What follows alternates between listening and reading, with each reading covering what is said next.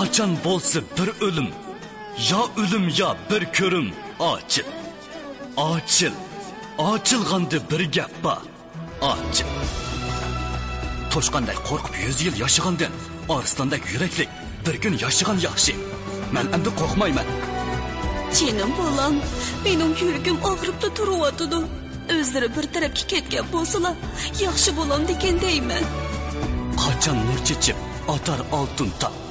Otmam deganda bo'lmag'in hamta. Subihi yordi bu ta. Bari bir o'tar. Turpan kechsi. Yo'l bo'lsin Abdusami aka, nusrat tilaymiz. Benim Abduxoliq Uyg'ur, pichonni ammochi kammaymiz.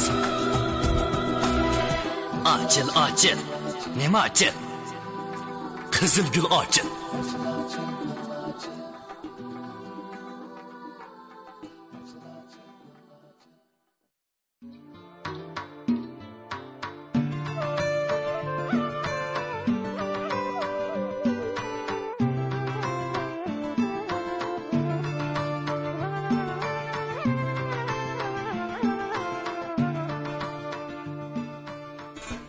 Afsus.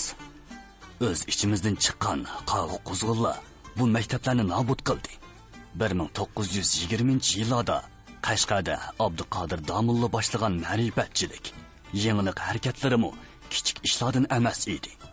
Marhum Damullam madrasada burundan davomlashib kelayotgan konu o'qitish usullarini isloh qilib, ilgari 10-15 yil o'rganadigan darsni 4-5 yilda tahsil qilishni tashabbus qilgan. Chat elden o'g'irlarga qarshi kurash qilgan. Eshon mullalarning sadiqi ehson, o'shir zakat oladigan nachar illatlarini so'kkan. Xalqni to'g'ri yo'lga boshlagan. To'limi afsus. Uni o'z ichimizdan chiqqan hasadxo'r munofiqlar o'ldirdi. Bu bir og'ir fojia, cho'ng yo'qotish. Tushunishlik. Bizning tariximiz ana shunday fojialardan mujassam bo'lgan tarix. Bizda yurtqa, millatga bir foydali ish qilmoqchi bo'lganlarni himoya qiluvchilar oz. Topinni qo'laydiganlar ko'p. Chunki oramizda hasadxo'r kishilar bak ko'p. Ular biror xalqqa foydali ish qilmoqchi bo'lsa, kuchining boricha pitni eg'vo tarqitib, oxir hukumatga arz shikoyat ko'tarib boradi. Ularning arz shikoyatlari bizni o'zaro ixtilof g'avg'osiga silib, idora qilish tadbirlarini qo'llangan hukumatning muddasiga uyg'un bo'lganlikdan e'tiborga ilinadi. Shuning bilan yurtqa, xalqqa foydali yaxshi ishlarimiz buzg'unchilikka uchraydi. Gullarimiz to'ziydi. Undaq ishlarni jiq ko'rib kelyapmiz. Tariximizda yuz bergan fojialarga bag'rimiz eziladi. Ichimiz sayriladi. Men bundaq fojialarning shohidi. Umumiy jihatdan qaraganda bizning jamiyatimiz go'yo bir qop-qorong'u jangalga o'xshaydi. Bu jangal ichida yo'l tepish oqilonlik, tavrab qilish, yo'l topolmaslik, nodonlik bo'lamikin. Buningga sizlar qanday qaraysizlarkin? Nihoyatda to'g'ri aytdilar. Bergan tushunchalarga rahmat. Qo'zg'almangizlar, o'ltiringizlar. Sizlarning hozir turtimchilab ish ko'ramiz deganingizlarni ilmiyroq qilib aytsak, tashabbuskorlik bilan ish qilish deganlik bo'ladi. Asli maqsad shundoq deyman. Shundoq deyishki bo'ladi. Tashabbuskorlik deganimiz ichidan qaynash deganlikdir. Tashabbuskorlik bilan ish qilish deganimiz bo'lsa, oldin qilaning ishiga vorislik qilish degandan iborat. Keyingilar oldin qilaning ishini davomlashtirdi. Ravoj toptirdi. Shundoq qilgandilar ondan avlod hisoblanadi. Oldin qilaning izini bosmaganlarni qandoqmi odam degili bo'lsin. Sizlar tarixni olg'a surmoqchi, xalqni ravoj toptirmoqchi bo'lyapsizlar. Sizlarga shundoq baho bersam mubolag'a bo'lmas. Tarixni bilish, o'tmishdan saboq ilish bilan barobar. Yaqinqi ma'rifat tariximizdan elib aytganda sharoitga ahamiyat berish bak muhim. Bizda xurofotlik cho'nqur yildiz tortgan. Hukumat xalqni nodon qoldirish uchun xurofotlikqa yo'l qo'ydi va uni himoya qildi. Bu ikkisi bizning ishlarimizga to'sqinlik qildi. Biz buningga e'tibor berishimiz, vaziyatga qarab ish ko'rib, foydasiz sharoitni foydali sharoitga aylantirishimiz kerak. Sizlarning oshmoqchi bo'lgan maktabingizlarda fanniy o'qish bilan diniy o'qish tang elib berilishi. Qisqasi, eg'vo tug'dirg'uchilar tekshirib kelganda, u maktabning diniy maktab yoki fanniy maktab ekanligini farq etolmaydigan. O'rib odatgimi, hukumatning siyosatiga tegmaydigan bo'lishi lozim. Mana buni qiyinchilik ichida ilgirlab, aql bilan ish ko'rish deymiz. Mehmonlar Oxunun bilan yana bir muncha masala ustida suhbatlashgandan keyin uningga rahmat aytib, xayrlashib qaytib chiqdi. Shu kundan boshlab Abduxoliq Uyg'ur boshlamchiligida bir sinfliq maktab qurishga jiddiy tutish qilindi. Ular farzandlarimizni yangi maktabda o'qitamiz deb yurgan kishilar bilan bir-birlab ko'rishib, ularning fikrini oldi. Maktabga ketadigan xarajat masalasida Maqsudboy, Isamiddin Zufar va boshqa ma'rifatparvar zotlar maydisiga urdi. Ko'pchilik maslahatlashib, o'yman dangni maktab qilmoqchi bo'lishdi. Cho'ngroq bir uyning konlarini elib tashlab, tozalab, taxt qildi. Taxtaylardan o'rindiq partilar yasaldi. Do'ski yasilib, kuy bilan sirlab chiqildi. Ko'ydirilgan gejdan bor tayyorlandi. Hatta do'ski o'chiradigan kegiz parchalarini taxt qildi. Oradan ancha uzun o'tmayla maktab echilib o'qish boshlandi. O'qituvchilikni Abduxoliq Uyg'ur bilan Letip apandi ikkisi ustiga elishgan edi. Maktab darsligiga hisob, jo'g'rafiya, husn xat, axloq, din darsi, asriy saodat va boshqalar kirgizildi. She'r o'rniga mavludda o'qiladigan munojot o'qildi. O'qishga kuchlik ishtiyoq bog'lagan bolalarning yumron va chuchuk ovozlari turpon osmonini zilzilaga keltirdi. Buni anglagan kishilar o'ng chiqmasdan ketib qoladi. Maktabning shuhrati chet nohiyalarga tarqalgan edi. Go'chung, Pichan, Ostona, to'qsonlardan o'qishga tashna bo'lganlar kelib o'qidi. Abduxoliq Uyg'ur Letip apandi bolalarni yaxshi o'qitish uchun jon ko'ydirib ishlaydi. Bolalarning daftar tikish, qalam ushlashiga yordam beradi. Husnxat nusxalarini yezib tayyorlaydi. Bir kuni Abduxoliq Uyg'ur uyiga qaytmoqchi bo'lib, o'yman dangdan chiqishiga darvoza oldida Ro'zi Molla bilan uchrashib qoldi. Ro'zi Molla shoirni ko'ribla, oli seriq bo'lib, go'yo xijolat chekkandek o'ng'aysizlandi. Saqal buruti o'sgan, bosh ko'zini kir bosgan, chiroyi samondek sarg'aygan. Yadab quruq qustixonga aylangan Ro'zi Molla shoirning ko'ziga xuddi atiyozda oylab och qolgan eyiqdan batbashiri ko'rinib ketdi. Shundaqdimi shoir savoqdoshlik yuzsidan uning salimini ilik elib ahvol so'radi. Uchrashmag'ili xeyli oyla bo'p qopti. Bormisan do'stim? Ahvoling qandaq? O'rqlab ketibsan. Og'rib qoldingmi ya? Abduxoliq Uyg'ur savoqdishining holiga ichi og'rib, samimiy ahvol so'raganda, u ko'zlariga liqqida yosh olgan bo'lsa-mu, yanada hijiyib turadi. Uning qosmoq bosgan kiyim-kechaklari nihoyatda ovora edi. Savoqdash bo'lgandan keyin bizning uylarga borsang bo'lmamdi. Yur, uyga boraylik. Keyinchi boraman. Hozir ahvolim pettir. Yur, tortilma. Mijozing bo'lmasa, biznikida tur. Bo'ldi, keyin boraman. Abduxoliq Uyg'ur savoqdishining holiga echinib, yenidan bir sar pul chiqarib, uningga uzatdi. Og'in, sening bu qadar bo'p ketganingni bilmabdiman. Keyin yana yordam qilaman. O'zingni tashlab etma. Ro'zi Mollaning tatrangu chiroyida birdilla xijillik alomatlari paydo bo'ldi. Lekin u pulga ochko'zlik bilan intilib turadi. Buni bayqagan shoir pulni uning qo'liga tutqizdi-da, xush aytib uyiga yurib ketdi. Ro'zi Molla pulni buklab yonchuqiga solgandan keyin Abduxoliq Uyg'urning kaynidan xuddi ko'zachilik qilayotgan jasusdek uzungacha qarab turdi. Taki shoir do'qmushdan qayrilib ko'zdan g'oyib bo'lgandila, ondan boshqa bir tarafga yurib ketdi. Maktab echilib 3 oy o'tgandan keyin Abduxoliq Uyg'urlar imtihon elish murosimi o'tkazib, o'z ishlarini xalqqa doklad qilmoqchi va shu orqali maktabni rasmiylashtirmoqchi bo'lishdi. Ali hojining zavodi imtihon maydoni qilib bekitilgan edi. Bu zavodning o'ng tarafidagi eriqda suzuk suv eqib turadi. Eriq bo'yiga baroqsan o'sgan daraxtlar qo'yiq soyi tashlab turadi. Bugun bu yer pokiza tozalanib, bo'ri kigizlar silingan edi. Murosimga Hamdulla Alam Oxunun boshliq Damulla, Xalpat, imom va boshqa yurt cho'nglari, ota-onalar taklif qilingan edi. Bugungi imtihon mohiyatda kishilarning ra'yini sinash imtihoni edi. Balalar shu sababdan mavludda o'qiladigan munojatni to'xtamasdan o'qib turdi. İmtihan oldi bilan din darsidan boshlandi. Qiroat va iymon islom o'qidi. Ondan aqoidiy zaruriyadan chiqarilgan savollarga javob berdi. Uningdan keyin hisob darsidan karra yodladi va arabcha abjash hisobdan imtihon berdi. Do'skiga husn xat yozdi. Eng oxirida axloq darsidan imtihon berib, bir qancha she'r deklamatsiya qildi.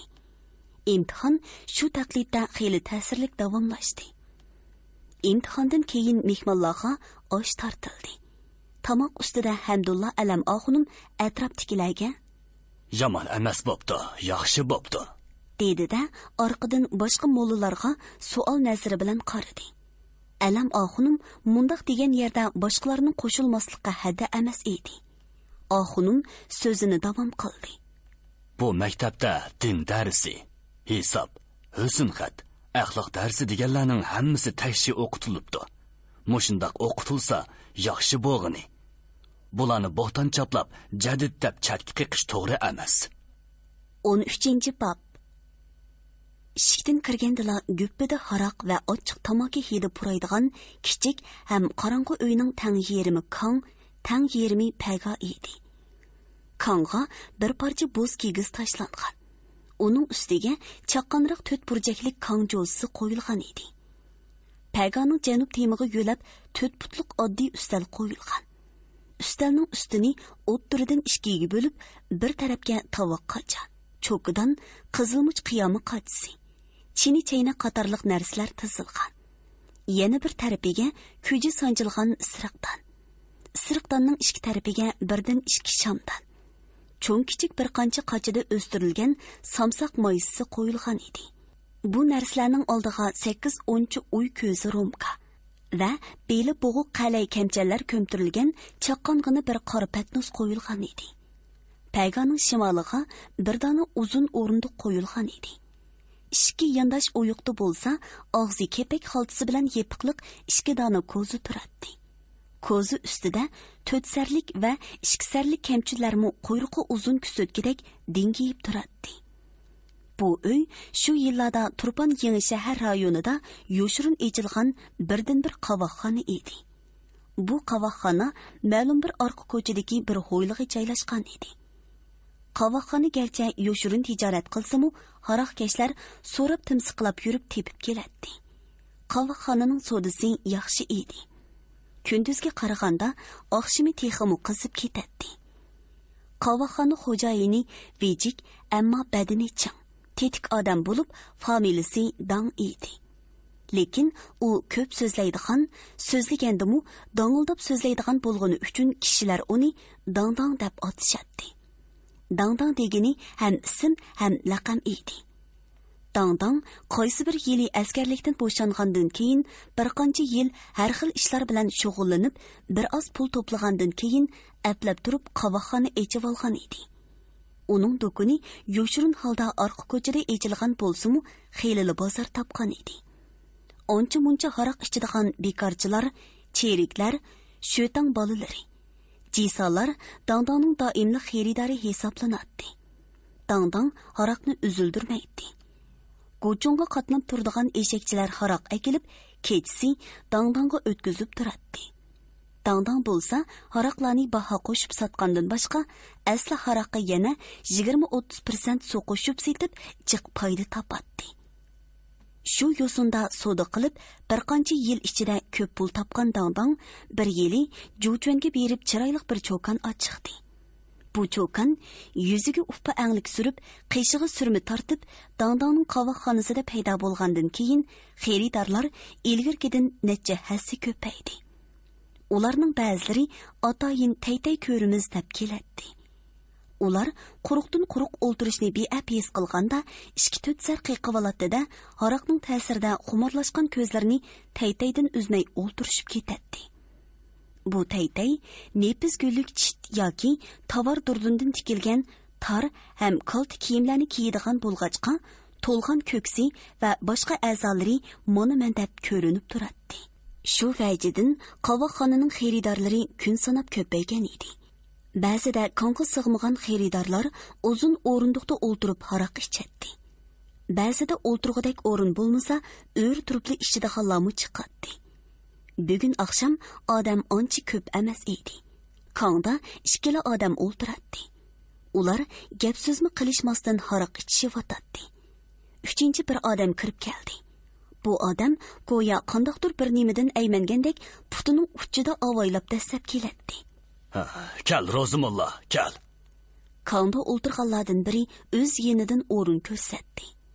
Bu taklifni anglagan Rozumolla yuragi yerilib ketgudek darajada xushal bo'lgan holda berib, Konning leviga o'ltirmayla taklif qilg'uchi uningga haroq tutdi. Rozumolla titrangi qo'llari bilan romkini elib, og'ziga onchikim tekkizib qo'yib, o'z egisiga qaytirdi. Yana bir kishi mo haroq tutdi. Unimi og'ziga tekkizib, o'z egisiga qaytirib berdi. Bunda qilish haroq keshlarning odati edi. Bu rasmiyat o'rindalgandan keyin Rozumolla soqol burdini silab qo'yib, oldi bilan taytayga, ondan dangdanga qarab ko'rsatgich barmoqi bilan o'ttiranchi barmoqini juplab ko'rsatdi. Bu ishkisar deganlik edi. Dangdangmu bu odamning ishkisardan ortiq icholmaydiganligini biladi. Shunga u qayta so'rab turmasdilla ishkisarlik kamchanni kupga cho'ltokkida pattirib, haroq qusib, beli bo'g' qalay qachig'i qo'ydi-da, birdani romki bilan uning oldiga opirib qo'ydi. Rozumolla oldi bilan o'zi bir romki ichib, uzung'icha saskinib titrab ketdi. O'ngshalgandan keyin romkini haroqqa to'ldirib ulpatlariga tutdi. Ular uning tutgan haroqini qo'llariga ilib, og'ziga ancha-muncha tekkizib qo'yib qaytirib berdi. Rozumolla aslida usta xattat bo'lgani uchun Molla deb nom olgan edi. Uning otasi Sodiq Jiysa yegona o'g'lini texmi yaxshiroq o'qitish uchun shaytonga kirgizib, xanzucha o'qitdi. Afsuski, puti uyga kirguncha kashi to'rga chiqibdi degandek, Rozumolla shaytonga kirish bilanla kelgusida qo'lga keladigan to'ngchilik va rohat farog'atning xushalligida o'yin tomosha va kayib sapohi berildi. Uning apyonga o'ginib qolganligi butun baxtsizlikning boshlanishi bo'ldi. Baxtga qarshi otasi kasal sababi bilan tuyuqsiz olamdan o'tdi. O'gay opasi birar yildan keyin hashtik elib ota-onasining uyiga ketgandan keyin otasining jisolik qilgan davrida to'plagan mol-mulklari Rozumollaga o'ngchi qoldi. U keyingi 2 yillik o'qishini tugatguncha otasidan qolgan miroslarni buzib chechib, apyun chiroqlarda kuydirib, haroq buslarda purqib ko'kka so'radi. Mundaq chechilangu turmushda maktabni yaxshi o'qiy olmadi. Shunga o'qish bitirish murosimida birinchi bo'lib Abduxoliq Uyg'urning ismi, 30-chi bo'lib Rozumollaning eti chaqirilgan edi. Har holda o'qishni o'ngishliq bitirgan bo'lsa-mu, lekin uningga biror xizmat tepilmadi. Rozumolla buningga pisand qilmay, bor narsani setib yeb yuraverdi. Lekin apyun xumaridan iborat yovuz illat uni kundan kunga holsizlantirib, qoqshalga aylantirib qo'ygan edi. Ta'alluqati tugab, uyning 4 temili qolgan Rozumolla uchirganlik kishilardan qarz so'rab, hamma odamni zeriktirgan. Hatto urug' tuqqanlarni bezar qilayotgan edi. U shuncha battar holga tushib qolgan bo'lsa-mu, kuniga biror qaytim apyun sho'rmisi bo'lmaydi. Lekin apyun qimmat edi. Apyunga qaraganda haroq bir oz arzon to'xtaydi. Shunga u biror qaytimlik apyun xumorini haroq bilan chiqarishga majbur bo'ladi. Bundaq echinishlik ahvolga qolgan Rozumollaning ahli jamoat ichida hech qanday inovati qolmagan edi. Shu sababdan bo'lsa kerak, uning ilgirki eti o'zgarib, Rozi jingung bo'lib qolgan edi. Lekin uning ko'ngli to'liq nozik edi. U kishilar o'zini e'tiborga olmagan vaqtlarda jonsiz mushtlarini tugib, g'azabdan titrab turib, "Men degan Sodiq Jiysoning o'g'li shaytonda o'qigan. Qo'limdan hamma ish keldi. Meni tanib qo'yish" deb vorqirab ketadi. Och it udul kelgan hamma nimani tishlab ko'rgandek, uning ochiqi butun jamiyatga, butun amaldorlarga, boyashat kun kechirayotganlarga, al ichida hurmat topganlarga, ish qilib o'zidan boshqa hamma odamga keladi. Hasad o'tida kuyib azob chekadi. qavoqxonaga kirganda kel mulla degan taklif uni to'liq xushal qilib etgan edi. Uni taklif qilguvchi Davur ismli qo'yzu bo'lib, eg'iz tatilashga bak mahir edi. U Ro'zi mullani tushunadigan bo'lg'achqa, birdam uni so'zga selib qaynitib, kayfiyatni ko'tarmoqchi bo'ldi. Ro'zi mulla romkaga haraq chiqlab o'zi ichmoqchi bo'layotganda Davur so'z boshlab, "Meningcha, turponda buning oldiga o'tadigan mulla yo'q." Davurning bu so'zi Ro'zi mullaga shundoq yoqdiki, gul qaqalari echilib, o'zini qo'ydigan joy topolmay qoldi. Davur so'zini davomlashtirdi. "Sen xatni shundoq obdan yozsan. Ular nemishqa seni putukchi yoki to'nchi qilib olmaydi." Bu gapni anglab Ro'zi mullaning chiroyi tomdek oqirib, ko'zlaridan g'azab uchqunlari chochirdi. Buni bayqagan Davur teximi echitib, "Hay, hech bo'lmaganda to'nchi yoki otangning o'rniga jisa qilgan bo'lsa, nima degan yaxshi bo'ladi, ha? Ko'zi ko'r, hamma odam qarig'u." dedi Ro'zi mulla zahar qandalik bilan butun jamiyatga la'nat o'qib. "Sen bilan billa o'qiganlardan ba'zilari to'nchi, lozim bo'ldi. Ular amalga dastlabla qo'saq silib, gediyib mangdigan bo'lib qoldi. Xalq degan yomon. Biri bir tishlamdan ba'simi har qanday odamni samirtib etadi." Bu so'zlarni anglagan Ro'zi mulla hasad o'tida kuyib, go'yo chayon chaqib olgandek azob chekmoqda edi. U qandoqmi gap qilsin, nemimi deyalasin. Ahvoli mushundoq echinishli tursa, u eng yaxshisi dardini ichiga yutib, jimjit o'ltirg'ini tuzuk. Abduxoliq shoyiga qarsang, to'nchimi bo'lmadi. Shundoq bo'lsa-mu, otning yo'g'inni minib, kamchat tomoqni kiyib g'odiyib yuribotidi. Uni yana shoir deydi. Lekin Vang ikki dodan bug'doy avatib yo'qlabdi deydi. Abduxoliq uyida yo'q bo'lsa-mu, Vangning odamlari bug'doyni uning uyiga akirib berib ketibdi-dak. Bu ishqa mening aqlim faqatli yetmadi. Nemishqa shundoq qilgandi? Vang hujamlarmi qarig'i bo'lmasa bekardan bekar shundoq qilamdi. dedi Ro'zi mulla hasrat chekib. U gelig'i bir narsa qoplashib qolgandek so'zining oxirini davomlashtira olmay, titrak bosgan qo'llari bilan romkini elib, haraqni go'ppida ichivatdi-da, chiroyini purishtirib jim bo'lib qoldi. Apyun chekib, mag'duridan ketgan Ro'zi mulla shu kunlarda ishqisar haraqni ko'tarolmaydigan darajaga berib qolgan edi. U bir ozdan keyin salpal o'nglinib, qalay qochidiki qoldi qatta haraqni o'ngtirib edi, romka to'lmadi. U qavoqxonadan tezroq chiqib ketishni o'yladi-mu qandaq, romkini elib og'ziga birli o'ngtirdi-da, kongdan yerga tushdi. U o'zini chaqlamay tez harakat qilg'achqa, daldanshigan peti berib ustalga tirilib qoldi.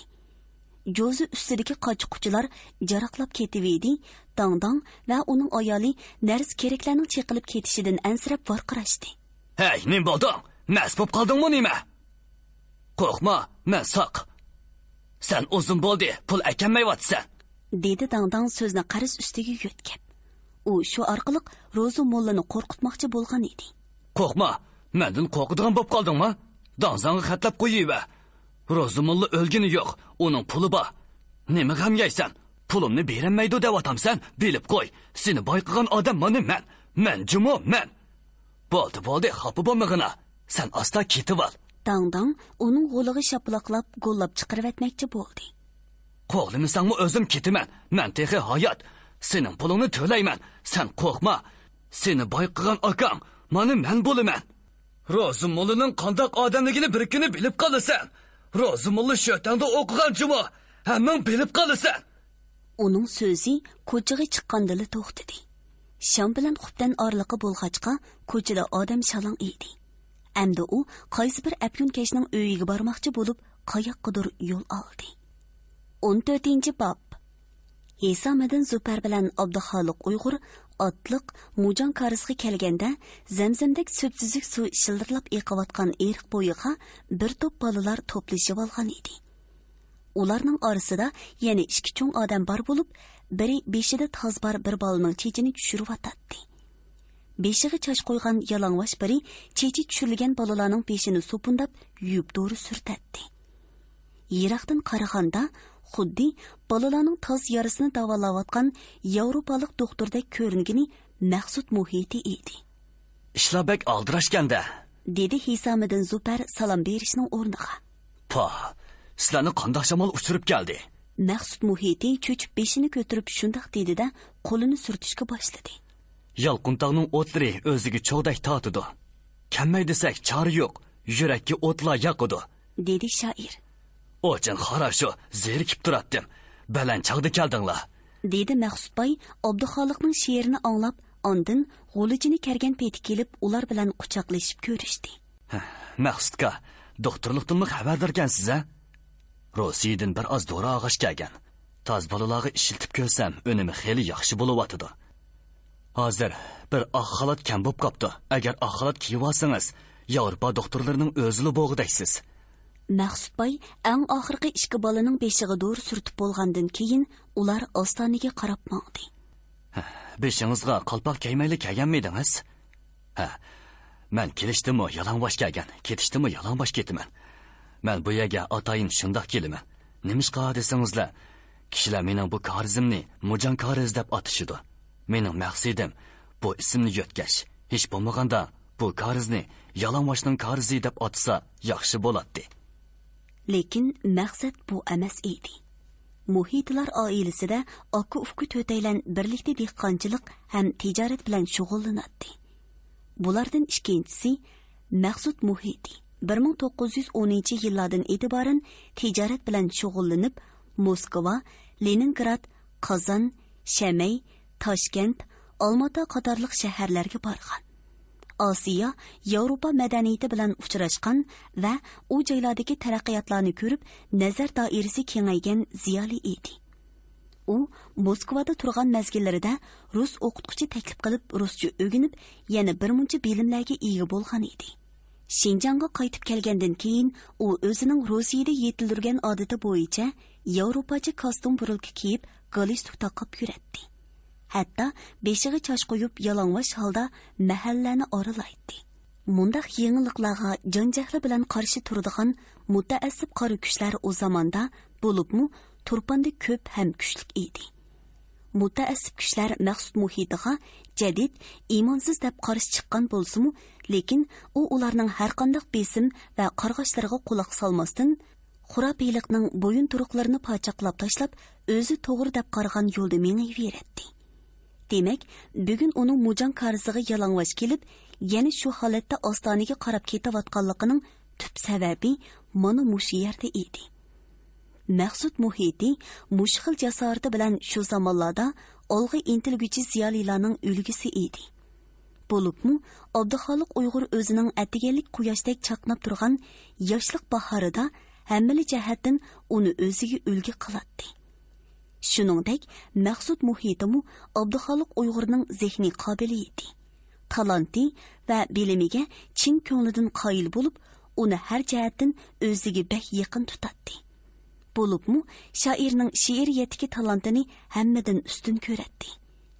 Umuman, bu ikkisining o'ttirisida cho'nqur do'stlik muhabbati bor edi. Bular ostonaga qarab ketayotmoqda. Shamoldek yenik va siliq ketayotgan otlarning ustida ular o'zlarini go'yo bulut ustida ketayotgandek shuncha erkin va xushal his qiladi. Atrofdagi dal-daraxtlar, ziroatlar, mevelik bog'lar, umuman bosh ko'zning kamolatga yetgan go'zal manzarasi ularga cheksiz huzur baxsh etadi. Mevelik bog'ning shimoliy tarafidagi uzung'i so'zilgan, go'yo oftobda kuyib ketgandek qizg'ish ko'rinadigan Yalquntaqning janubiy etikida xuddi rangdor chiltakka o'xshash naqshlangan sirkib, tuyuq, lukchun, qora xo'ja, ostona qatorliq bo'stonliqlarning umumiy manzarasi otliqlarni xuddi yop-yeshil bo'stonliq bilan qoplangan qadimki madaniyat koridorida ketayotgandek hissiyotga keltiradi. Yo'l bo'yi parang qizg'in davom qilgan edi. Yalquntaq, Ediqut, Ostona, bezaklik, dedi Maqsudboy yiroqlarga nazar tashlab. Bu joylar bir zamonlarda madaniyatning koni edi. Dunyo madaniyat tarixidan qaraganda Yevropa bu joylardan jiq orqada turadi. Hozircha bu joylar jiq orqada qoldi. Biz hozir jaholat nadonlikqa, xurofotlikqa petib bir izda to'xtab qoldik. Yevropa va Osiyoning boshqa joylari taraqqiy qilib ko'p ilgirlab ketdi. Jaholat, xurofotlik bizni tushkunlashtirib, madaniyatimizni xarob qilibatdi. Bu bizning beshimizga kelgan zo'r ofat. Hozircha bu ofatdan qutulishning birdan-bir yo'li ma'rifat tarqitib, xalqni xurofotlik va nodonlikning asoratidan qutuldirish. Lekin shuningga yo'l bo'lmayotdi. Jaholat bilan istibdodlik o'zaro moslashdi. Hatto bir yoqidan bosh chiqardi. Birer sinflik maktab ichib ish boshlagan bo'lsaqmi, mutassib qari kuchlar turli bo'xtonlarni chaplab, shikoyatlarni qilishdi. Ularning shikoyatlari yurtimizni jaholatda, xalqimizni nodonlikda qoldirib idora qilayotgan mustabid hukmronlikning siyosatiga uyg'un kelib, maktablarimizni xuddi gunni to'zdirgandek to'zdirib vayron qilyapti. Men bu ishlarni o'ylasam, mustabid hokimiyat va mustabid qori kuchlarga nisbatan g'azab nafratim to'lib toshidi. Men hozir bu mutassib qori kuchlarga qarshi harakat qildim. Qani, senlar biz ochgan maktablarni vayron qilgan bilan mening irodamni sundira olamsan deganda qilib, mutassiblarning so'ralariga atayin yalangbosh boraman. Bu mening amaliy harakatim bilan qori kuchlarga qarshi jang qilganligim. Qandoq? Qilganim to'g'ri bo'ptimi? To'g'ri bo'pti. Sizning bunda qilganligingizga ba'zilarning hijib turib jini chiqib ketar, ha? Albatta shundoq bo'ladi. Ba'zi mutassiblarning qo'lidan kelsa, meni chaynab purkivatgisi bor. Lekin amal yo'q. Tishi o'tmayotdi. Ular parang bilan bo'lib ketib, ostonaga kelib qolganligini sezmay qolgan edi. Ular to'p-to'g'ri Maqsudboyning kurasiga kirib, darvozaga yondashtirib selingan lapas ostidagi yozliq o'qurlarga otlarni joylashtirgandan keyin kuraning to'ridagi taxtaydan yasalgan palampay orqali boloxonalik mehmonxonaga chiqib ketishdi. Maqsudboyning cho'ng-cho'ng aynaklik derizlar o'rnatilgan mehmonxonasi yo'ruq ham ozoda edi.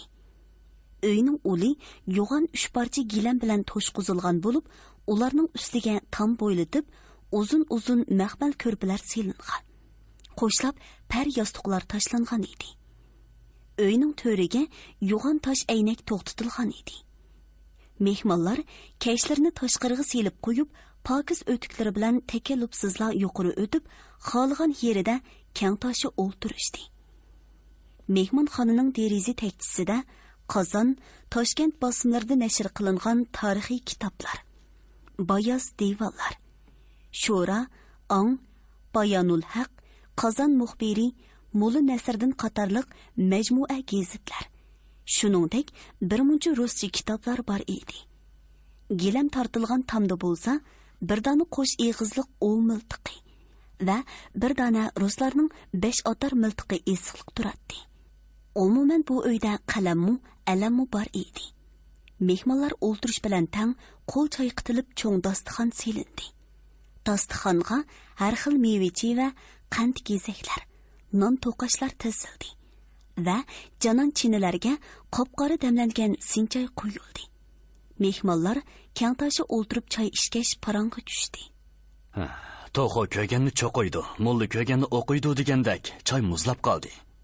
Dedi Maqsudboy kitob tizilgan tekchiga yaqin o'ltirib, kitoblarga miqtaq qadilib qolgan Abduxoliq Uyg'urga xitob qilib. Shoir ko'zini tekchidan uzib, Maqsudboyga kulimsirab qarab qo'ygandan keyin choyni elib bir ishga o'tladi va og'ziga bir burda non soldi. Dal shu chog'da ho'yliga 3 kishi kirib keldi. Bular ostonalik Abdurasul apandi, Po'lat qari, Niyoz qari qatorliq kishilar bo'lib, cho'ng kuraga Hisomiddin bilan Abduxoliq Uyg'urning kelganligini anglab kelgan edi.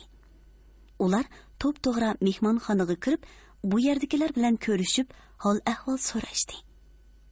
Ular bir-biriga yot emas, balki pat-pat uchrashib turadigan suhbatdoshlar edi. Bu 3 kishi Haydar apandi ochgan maktabda o'qigan ziyolilar edi. Shunga ular Abduxoliq Uyg'urlarga chapsonli o'zlashib, suhbatga qizg'in ishtirok qilishdi. Abdurasul apandi egiz bo'yliq, bug'doy o'nglik, ko'z chanoqlari cho'nqurroq kelgan. Chasi engak, qomatlik odam edi. Uning bir tilim shapaqdek qora burdi chiroyiga xo'p yarashgan edi. U tizini besib turadigan 3 yonchuqliq oq pashmat kiyib olgan bo'lib, mayri yonchuqida yonchuq soatining kumush zanjiri pildirlab turadi. Haydar apandida yaxshi o'qigan bu kishi Haydar apandi ketgandan keyin Ostonada o'z oldiga maktab ochib, ma'rifatparvarlikda nom chiqargan edi. Po'lat qari o'ttiri bo'y, mixti badan, ko'zlari cho'ng, yumaloq yuzlik odam edi. Bu kishining ozroq soqoli bo'lib, chiroyi seriqqa moyil edi. Bu Haydar apandida yaxshi o'qigan. Keyingi chaqlarda bir mazgil qiroat o'rgangan edi. Niyoz qarimu Haydar apandida o'qigan. Keyingi chaqlarda tijorat bilan shug'ullangan. O'ttiri bo'yliq, qaramtul, engaklari ushliq, buriti tom ham qara, qonshorliq odam edi. Boshqalar qizg'in so'zlashayotganda Abduxoliq Uyg'ur puzur ishlangan muqovisining o'ttirisidagi gullik ramka ichiga go'zal bir ayolning bosh surati tushirilgan bir kitobni ko'rib-o'tdi. Bu kitobda esil yaltiroq qog'ozlarga chizilgan qistirma rasmlar bo'lib, shoir shu rasmlarni ko'zdan kechiradi. U ba'zi rasmlarga qadilib qarab qoladi. Rasmlarga jon kirgizayotgan qolgan rassomning mahoratiga tahsin o'qiydi. Lekin shu qadar nafis, shu qadar go'zal va jonliq chizilgan rasmlarning qanday mazmunda aks ettirganligini tushunolmay, o'z-o'ziga qattiq ichinadi. U to'liq xop ko'rinadi. Bu garchi shoirning ichki hissiyoti bo'lsa-mu, lekin qapoqda nima bo'lsa teshig'i shu tepidi degandek, uning ichki xursinishi bu yanqilarga allaqachon sesilgan edi. Qaysi kitobgan? Dedi Po'lat qari shoirning qo'liga bo'yindab qarab. Qaysi kitobligini bilamadim. Ko'zi ochiq amodak qarab turyapman. Anna Karenina, Rossiyaning mashhur yozuvchisi, Tolstoyning mashhur asarlaridan biri. Vaqtim yasili o'qiyman, dedi Maqsud Muhiti. Biz ama bunga nima amal? Men bu boshda shundoq bo'lgan. Tunji qatim Moskvaga borganda tilsiz odamga o'xshash bir bog' sarangi sodisini qilishga ojizlik qildim. Shuning bilan rus tili o'rganishga majbur bo'ldim. Bir odamga 70 xil hunar ozlik qiladi degandek, boshqa bir millatning tilini bilishmi bir hunar ekan. Uning hech qanday ziyni bo'lmaydi ekan. Shu chaqda qat'iy niyatga kelib o'rganib qo'yib edim, hamma jihatdan manfaat oldim. Rus tili orqali ruslarning turmushi, tarixi, madaniyati to'g'risida bir qadar sistemalik tushunchaga ega bo'ldim. Tolstoy, Pushkin asarlarini bevosita ko'ra oladigan bo'ldim. Foyda degan shu emasmi?